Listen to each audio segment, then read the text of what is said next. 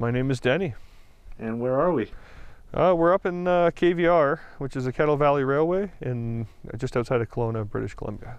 And we got a pretty cool ride with us here too. What is this? Yeah, so this is my 2004 Jeep LJ Wrangler, also known as the Unlimited, just because it is longer than the standard TJ, but same generation as the Jeep TJs. So it's a bit of a rare bird. Most people like to keep them in decent shape. I have done the opposite. What have you done to it? It's a little bit of everything's been done. So I guess the most important and main thing would be the custom lift kit that Bruce Cook and myself put in. That's TMR Customs, all the ends. It's their beefiest ends they make. And it's a nice custom long arm. So it's a 3-link in the front and then triangulated 4-link in the rear. So these bars, we just got the DOM, cut it to the proper length after knowing, and then we put their ends on, used the TMR Customs brackets, and got everything over a little over a week. It took us to remove all the old stuff, take the measurements, weld or grind off all the old tabs, put on the new stuff, and yeah, get it going. And it's been very impressive ever since. What difference has that made? It's a huge difference. Changes the way it snow wheels, changes the way it drives normally. Just all around drives amazing. Can't complain. It's amazing. Is it like an uncommon thing to do to these kinds of Jeeps, or is this kind of like what would be found on a lot of customized? Yeah, this is more to the custom end. Most people would just buy a long arm kit and either bolt it on or just weld it on, and then it's all pre-done. This way we got to go with heavier duty stuff than we would have got out of a kit. That's the heaviest duty rod ends you can actually get right now. There isn't another heavier duty one. TMR makes the ultimate ends for them. They're called the Forever Heims.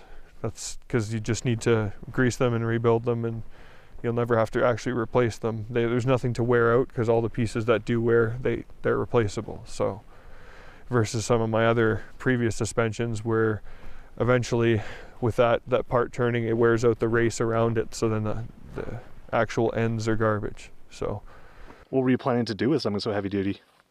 Just for what we do, everything from the rescue recovery world to just some of the off-roading. We don't like places stopping us from getting through due to an obstacle or a challenge. We usually like to, figure out a way through. So it helps when you can flex and get over just about anything. I've been watching Bruce's long arm kit do it for a long time, and it's nice that I got one on here now, and changes the way it rides as well, just because it's less. The short arms are very bouncy, very sprung, so this just flows way more over top of obstacles. Nice. Tell me about the wheels. How big are they?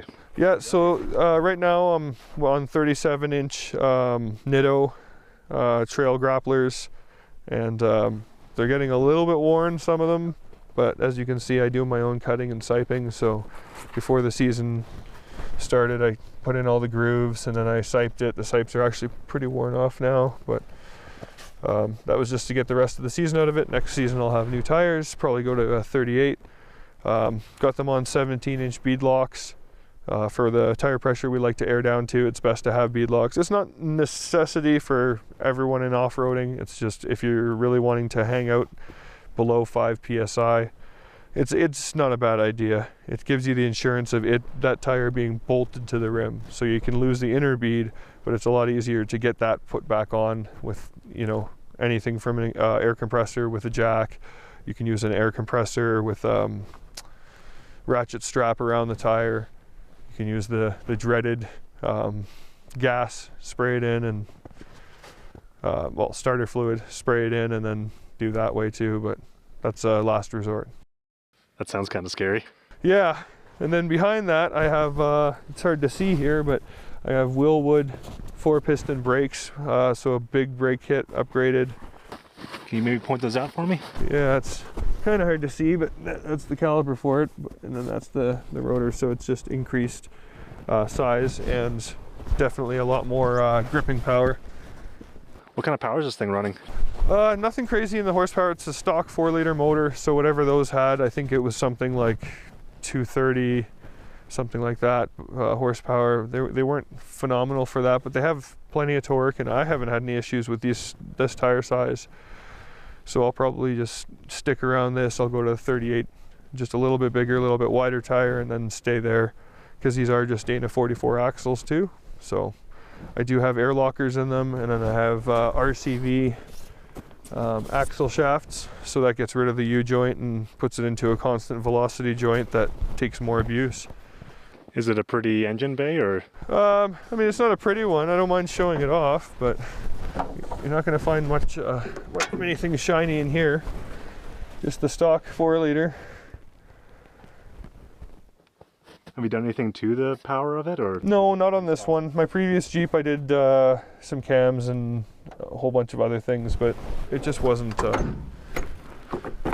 beneficial enough. If you're going to replace stuff anyway, that might be the time to get something more performance, but I mean, it does good enough for what I need it. I see there's a winch on the front. Yeah, so this is the Warren Xeon 10S. It's been good to me till recently. It's starting making sounds, which is concerning, but hopefully we can get that fixed up under warranty. How much use does it get? It gets a lot of use. This winch definitely sees its fair share of action, but at the same time, that's why I went with the Xeon series. Bruce has a Xeon series. There's nothing wrong with the other stuff. It's just if you're gonna constantly use it, you're probably better to get their flagship, their top of the line one, and go from there. So do they have like a life expectancy, or how long should they run for? No, that's the thing, is we're all doing so much different stuff and we're all pulling so many different things that you can't really put a life expectancy on them. They have certain warranties, but I mean, a warranty these days isn't usually very, very good. So we'll see when we put it to them with a warranty, because I'm not the only one that has noises coming from his winch. So we'll see. There's a lot of competition out there. We'll see if Warren still gets our stamp of approval after. How do you see in the dark in this thing? Right now I got the most annoying headlights to anyone who has a camera, because they do look like they're flickering on pretty much any camera, and that's more of a frame rate versus the rate that these things have a flicker, and the cameras just pick them up perfectly. But they're Truck-A-Lite headlights. These are pretty nice headlights. I used to have fog lamps and all these other things, but I just find that stuff gets caught in them. They sometimes get stolen. So, I mean, for me, those headlights, especially when you hit the high beams, they're plenty. You have any special lights on it? I do have these guys right here, which are a recent addition. They beam straight up. It's just like you can choose the colors: white, blue, green, or red. And it just beams straight up in the sky. They use them in the sand dunes and stuff, but no one really has them around here, and I just thought it'd be a funny thing for people, because they're not used to seeing it, just looking down the road in the middle of the night, and they can see these two beams just coming towards them, pointing straight up at the sky. So it's just more for fun, just funny. Does it look a bit like a Batman signal? Yeah, it looks like two bat signals going right up into the sky. So, I mean, it's fun. Don't waste your money. I just wanted, I had a credit for something, so I used it in a funny way. What else do you have on here that you like using? I mean, it's a pretty purpose-built rig for what we do, so that's why it doesn't have a lot of the pretty things like the fenders and all that stuff. I mean, or the fender flares, they got broken, and I haven't jumped on replacing them, because I'm just going to break them again unless I get, really nice, properly designed ones and stuff, and I mean, that's almost $2,000, so I'm just not in the market for that right now. These things are doing the trick. I should replace that, but... How's the soft top in the winter? The soft top in the winter here is not bad, just because our winters are pretty mild, but I do have a hard top for it.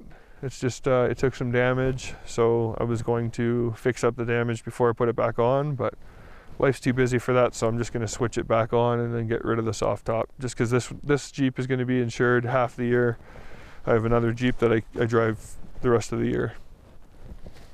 Do you have a winch in the back as well, or any specialty tow points? I don't have a winch in the back, but what we use is the standard 2-inch receiver. Same thing a lot of people have for towing and trailering and stuff. And then we just put in one of those 2-inch receiver rings.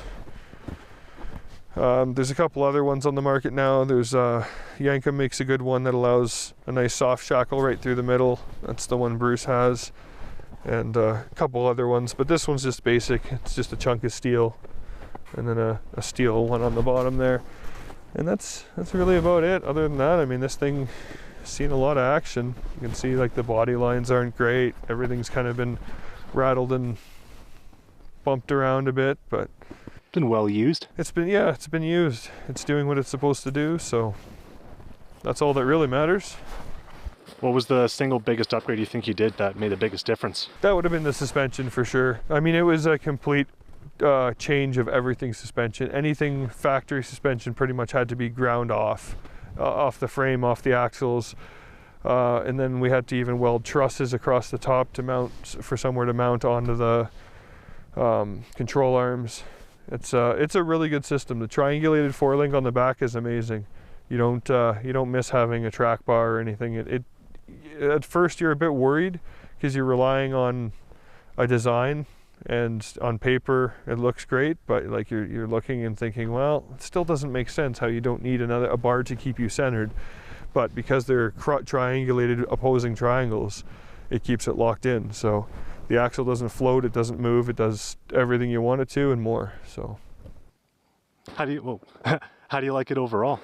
it's great. Yeah, it's great. I mean, it's an older Jeep, so obviously I'm not making payments on this one. That's a great factor about it. But all around, it's just like a TJ with a little bit of an extension. That's what they did for the LJs. So otherwise, everything's same as a TJ inside. So they're not the most refined vehicles, but they're kind of stuck in the middle of the Jeep scale for like refinement.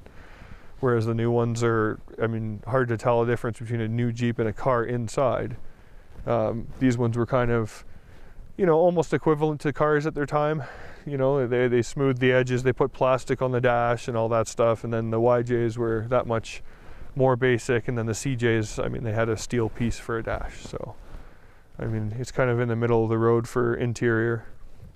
Is this what you live with all the time, or do you have another rig as well, and this is just not for a road trip? This was my only Jeep until this past summer. I bought another Jeep. My friend had his for sale. It's a smaller Jeep JK, so just the two-door but without the extension, and it's great. But I've put it to the test and it's done really well, but it doesn't have the suspension design of this thing, so I try not to put it to the same abuse that I put this thing to. Awesome. And is there anything else special that you really like about it, or maybe you want to show me the inside? I can show you the inside. It's not the prettiest vehicle, but what it lacks in style, it makes up for in off-road ability.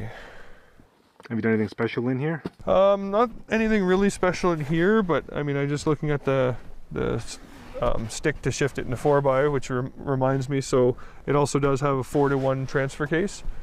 That's what comes standard in the Rubicons, but this wasn't a Rubicon, so that was swapped in. And then both the axles are Dana 44s with air lockers.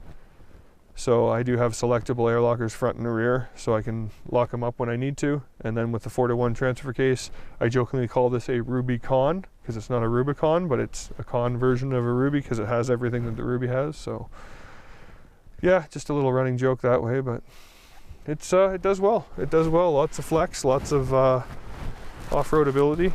On road, it's not the greatest, but I mean, that's not due to the suspension. It's just a bigger tire thing, and then a soft top and an older Jeep, so that it makes its noises.